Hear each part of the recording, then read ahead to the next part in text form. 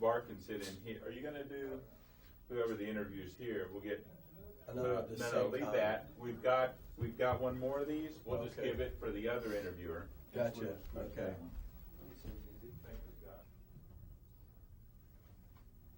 Okay, I'm going to give you probably like a 3-minute warning. We're about out of tape. I'll just give you the 3. Okay. And other than that, I believe we're all right. And don't be afraid to be vocal and yell something out if you have some sort of problem with the camera or the audio or whatever. Just please jump out in. I'd rather let me know. Hey, I got to change tapes and have somebody talk for 5 minutes, and we didn't even have have tape in there. Okay. So we're ready to start. We'll go ahead and start with the easy question first, and just go ahead and state your name and spell your name out for me so that we have that on camera. I'm Don Kellogg, DONALDKELLOGG. Okay, and let's start out with some background questions. Where were you born at? St. Louis. I was born in St. Louis, Missouri. Okay, and where were you living prior to coming to work at K25 and at Oak Ridge? St. Louis, Missouri. What kind of work did you do prior to working at K25? Well, prior to going to the university, I served in the Army for a while, and I worked at a consulting firm, at a cement plant, aircraft industry, mattress industry, quite a few different things of that nature. Okay, let's see, where did you go to high school and what year did you graduate? I went to Beaumont High School, graduated in 1942. Did you attend college or university? Yes, I went to Washington University in St. Louis. What degree did you obtain? Chemical engineering. Okay, and what years did you attend that university? I'm sorry, repeat. What years did you attend that university? Oh, I was there from 1948 to 1952. Okay, let's see. We're going to start talking a little bit about working at K25, and why don't you tell us why you came to work at K25? What attracted you to come, and how you heard about it? When I was young, I had chronic bronchitis, and I came down with it every year, and it was primarily because of the atmosphere in St. Louis. A lot of coal burning, a lot of smoky atmosphere. So I was looking for a place that was fairly clean at the time, and it seemed like the Tennessee mountains were an excellent place to go. Plus, I had heard some things about Oak Ridge, and I was rather curious. What sort of things had you heard about Oak Ridge? Oh, the things were going on down here that no one knew anything about. Okay, what were your first recollections when you arrived at K25? First thoughts? I rode in from an airplane with a gentleman by the name of Dick Ulm, and he kept asking me questions in the car, and I told him why I was down there. He says, well, if they don't take you, talk to me again, I'll take you. Of course, I went to an interview at the operations division. Okay. Let's see, what years did you work at the K25 site? I think you answered that before in the pre-interview, but so we have it here. I worked there from 1952, June 30th, 1952, until June 30th, 1986. Let's see, how did you commute to and from work, and what was that like? Well, originally they had bus transportation to work, and you'd get out at the terminal and ride a bus there and then ride a bus back. Later on, I purchased a car, and they opened the gates, didn't open the gates, but it made it less stringent to get in. So I drove out to the plant and back. Okay. Did you remember meeting any, is there any famous people that you met or you heard about while you were working at the facility? Let's say they were famous in my mind, but I don't think they were nationally famous. Can you give me examples of some people that might have been famous in your mind? Stan Steep, he was a division head.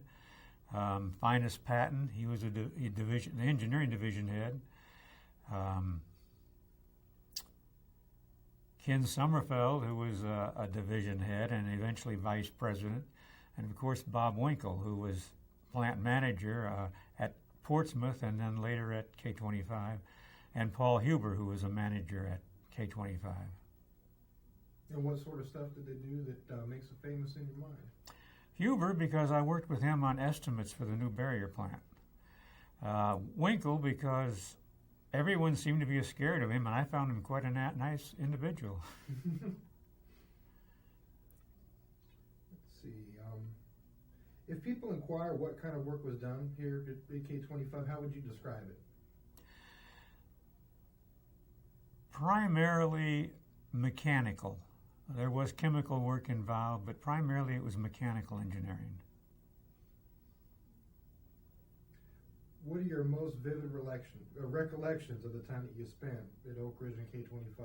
Some of your fondest memories? Fondest memories? Yeah. I remember a meeting. I was at Portsmouth, and I was chair of the meeting, and I was trying to make a point, and I hit the table, and my lenses fell out of my glasses, which broke up the seriousness of the meeting, of course. I can imagine. Did any other things that happened that were... Yes, my type of work was testing, and I was quite interested in new test facilities, and we progressed in our plant gradually through different test facilities, building some of the new ones and testing some of the old ones. Okay. What did you like most about working at K-25? The testing. Later I was in engineering, and it was all right, but I enjoyed the testing. Okay, what did you dislike the most about working at K-25? Any recollections? I can't say that I had any dislikes. Okay. Have you stayed in touch with the people that you worked with at K-25 pretty much? Or? We have a luncheon every third month on the third Wednesday, in which a bunch of us old cronies get together and discuss everything from the day we left there until now. Okay. I'm going to talk a little bit about the working conditions and the work environment of the K-25 facility. Let's see, I guess, of course, there were background checks completed on everybody before they came to the facility. Yes. Were you aware of the background checks being Oh, yes. Every time an FBI agent went to a neighbor's house, they called me and told me he was there. And how did people communicate with, their fellow coworkers in a facility where you had to worry about, secrets and whatnot? How was that like? Oh, we didn't do any communication outside the plant. All of our communication was inside the plant. So there, the whole plant was classified so we could talk to one another freely. Okay, so that was pretty much what my question was, like at lunch or whatever, everybody could pretty much speak pretty freely? At lunch, we didn't talk too much. Most of my lunches I ate in the office. Let's see, what were the physical working conditions like at the facility, at least where you were at? Well, when I first went there, it was a bunch of desks on top of an operating floor, and then gradually that was improved until we had a walled-in area, and eventually some new buildings were built, and I moved into some of those. And I moved into some of the old ones that have been renovated, too. I've heard, I've been out and looked at the plant itself, but I've heard that there was, issues going on with the temperature of the facility, or, did you find the working conditions fairly, was it hot, was it cold, was it? Well, inside the plant cells was pretty hot. In some of the buildings, it was awfully warm. And during the time I was there, they installed additional fans to try to cool down the buildings in K-25 and K-27. What rules were important to follow? I'm sorry? What rules were important to follow? I guess by that, you're working in a kind of a secret environment and whatnot. Was there certain rules and certain protocols that were really... Oh, yes. You had to understand what classification was, and you didn't discuss it at home. I made a mistake, not really a mistake in classification, but I discussed something with my wife one time, and a very short time, we got questions from her family, which was more involved than I wanted to discuss. And the enormity of this was that my wife is from Central America, and her family is in Central America, and yet the questions came back. Wow. So I never discussed classified information at home. I didn't tell my wife what I was doing or anything. Let's see, what was your supervisor like? Which one? First one was Rod Schaefer, great guy. Sometimes a little hard to get along with, but most of the times very, very easy to deal with. And his supervisor, which was later my supervisor, was Jimmy Parsons, and I don't think there is a greater guy than Jimmy Parsons. Why is that? He was understanding. If you had a problem, he'd talk with you about it, and he was very smart, very knowledgeable of the plant. Okay. What about your coworkers? What were they like? Did everyone pull their weight? Oh yeah, we got along fine with the coworkers. You said you didn't really eat at the cafeteria. You brought your own lunch at the office? I brought my own lunch, yes. Okay. So how come? Was the food at the cafeteria not any good? Or? No. I was usually involved in some sort of testing, and I wanted to be there so that if something came up, I could help them immediately. Okay. That plus the fact that we talked together several times, and some of the conversations were interesting. Okay. Let's see. Let's talk a bit about I guess there were some health facilities and whatnot. What kinds of health facilities were available to you out at Oak Ridge and K-25? At the time I went to work there, they had a medical facility, and as I worked there, the medical facility expanded. Number of doctors were increased, and I believe at nighttime, which I didn't work at night, they had nurses there. A nurse there on call. They were quite good. For those times, now you got to remember that was before all the stringent requirements they have on radiation and everything now. But they did check us, and if we had an exposure to radioactive material, they ran samples on us almost immediately. Good. So health care was provided for you. Was it also provided for your family? Yes. See, were you given a physical prior to starting work at the facility? Oh, yes. Okay. And when I'm asked, some of the questions that I ask, when you respond to it, if you kind of paraphrase them, because when this interview footage is used, they're not going to hear me. So, like for example, if I were to ask, was, okay. Were you given a physical? If you I could state that understand. as a, declarative statement like that. And see, how much emphasis did the company and supervisors place on safety? Not too much at first, although we were safe. There are certain restrictions that we had, but later, my last couple of years there, I was head of a safety department in K-25, and we were very careful about safety then. And Joe Dykstra, who is going to be one of your interviewees, wrote a safety analysis report on the plant, in which he specified which things were critical and had to have multiple controls on them. Okay. And you said, was your health, it was regularly monitored while you were at the facility, you stated? Our health was regularly monitored, generally I believe initially on a 1-year basis, but then they got a little less stringent on those people who were working in offices, and I may have had one every 5 years, something like that. Or if I had a problem, I could go to the medical dispensary and they would take care of me. Okay, what kind of monitoring did they do? What did they check for? They took urine samples, occasionally took hearing samples, and then blood pressure, blood samples, things of that nature. Okay. Were you ever hurt or injured while working at K-25? I was never injured while working at K-25. I had only one experience in which I had to go to a doctor, and that was I was climbing the steps on the back of one of the buildings, and I got stung. And I went into my office, and the people came in and saw me. They said, "Boy, your head is swelling up pretty bad."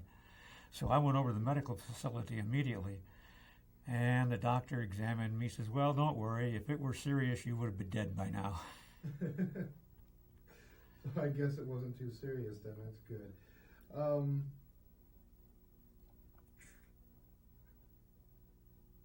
What type of radiological or chemical monitoring was performed that you're aware of, and were you informed of the results of the monitoring? I had a badge which had a sensitive material in it, and we wore it all the time we were in the plant. Since I never was overexposed, I never had any report back to me on those things. Good. Let's see. Got some Manhattan Project questions that you started in the 50s, so I guess we'll go straight into Cold War type questions. Does that sound okay to you? Okay. Let's see, what kind of work was being done at the K-25 facility during the Cold War era? My initial responsibilities at K-25 during the Cold War area was testing centrifugal equipment for K-25 and K-27. We started off with a simple loop, which was primarily used for testing centrifugal pumps and modifications to centrifugal pumps. Eventually, we built a more sophisticated loop, which included a complete stage configuration. And there we tested converters, valves, pumps, whatever else, and coolers, whatever else might be used in a stage. Okay, and did your work change over time from the period of 1950 till you said you were there till like the 1980s? Oh, yes. I started off in a simple test loop, went into this sophisticated loop, then took over an axial compressor test loop, and then was assigned to the K633 building where I had 5 loops.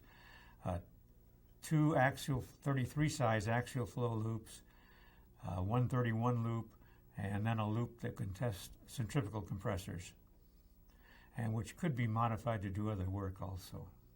Am I allowed to ask what a test loop is? Test loop is a continuous section of, or continuous grouping of piping that allows fluid to flow from the compressor through a cooler, through a converter if you have a converter in there, and then back to the compressor. You have in that elements that will permit you to measure the pressure ratio on the compressor and the flow. And those were the 2 critical things that you had for evaluating a piece of equipment. Did you find conducting test loops, did you find it to be redundant work, or was it always interesting? Or? Oh, I found it interesting, but you were never done at work. I got many midnight calls because my operators, I was not in charge of operations. I was a technical person in charge of the test loop. But whenever they would have a problem with some test that was outlined for them, I might get a call at home, and sometimes I'd have to come in. But we kept those test loops going. How often did you get called in from? Oh, not very frequently. Okay. Let's see, any interesting stories you remember about K-25 during the Cold War period? I remember this one story when we were talking about doing these interviews, and this I had talked about how I guess the Russians had sent a real thin piece of wire filament, and they were trying to show, what their technology was, and the engineers over there bore a hole through the center of it and sent it back to them. Do you have any interesting stories or anything that happened like that? I was not involved in any of the work that the Russians sent over here. I did make an analysis of some plants in France to determine the approximate production rate of those plants. It was based on aerial photographs. I think that's about the extent of my outside work on gaseous diffusion. Okay, any other interesting stories or occurrences that happened at K-25? Yeah, this first nuclear ship. Apparently one of the deficiency was exits in the walls or around the pipes to permit an outflow of material if they should have an accident. And I was given an assignment one time to find out ways we could plug those holes. I don't think that's what they use, but it was interesting to study it. We also had some NASA assignments. NASA was doing some work on testing filters, and they felt that wasn't really their field, so they asked us if we could take on that testing. And I did some preliminary work on that, although the testing itself was taken over by another person. Okay. This facility was put on standby, I suppose, somewhere in the 60s. What did you do when the facility was put on standby? I continued to work from my offices until about 1974, although I shifted around to some of the other offices during this period of time after the shutdown. because we had these axial compressors and the test loops that would test them, and we were constantly trying to improve the axial compressors. So it was just as convenient for me to work from my old offices as it would be for me to move to some other area. And besides that, those offices were still kept pretty much in use during that period of time. Am I allowed to ask what an axial compressor is? Yeah, our axial compressors had a main flow at the inlet. It was compressed by means of blade foils in a rotating drum, opposing blade foils in a stationary stator, and then we had a side inlet to this, all in this axial compressor also, and then the two flows would join to the last part of the compressor and be shipped to and sent to a converter. Okay. Let's see, what were your thoughts about how the activities at the facility, what was accomplished at K-25, how it revolutionized the world? It revolutionized the world because we were able to stand off the Russians. It's a good answer. Can you get that answer one more time? Okay, one more time, because would probably have me in the background. Go ahead and state that again. It probably revolutionized the world because we were able to stand off the Russians. Right. Good.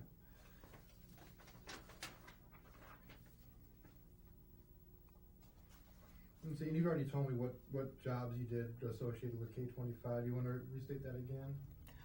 Yes, I worked at K-25 primarily in the area of testing. I tested centrifugal equipment, which consisted of centrifugal compressors, converters, and coolers, and sometimes control valves. We determined the physical characteristics of this equipment. What was your most challenging assignment as an individual or as a group that you had to accomplish? That came much later in engineering when I was responsible for the design that K-25 Engineering was producing for the K-31 and K-33 modifications. It's not related to K-25 at all. The buildings K-25 and K-27. Okay. What was your most significant accomplishment while at K-25 as a group or as an individual? When it was limited to K-25, it was primarily the testing. Much of the stuff we tested, much of the things we tested were later installed in the plant. Of course, development did the work on the basic work, the design of the test equipment. And then we incorporated it in the shops, put it in the loop, and got the characteristics of it to see if it met their criteria and could be used in the plant. So the testing was usually done prior to the equipment being implemented in the plant? Almost every piece of equipment was tested before it was implemented in a program in the plant. And was the testing you did, did it also occur while the equipment was in the plant to check on, whether it was going to break down? Oh, yes. In K-25, we tested the equipment. Then while equipment was operating, the old equipment, the old design was operating in the plant.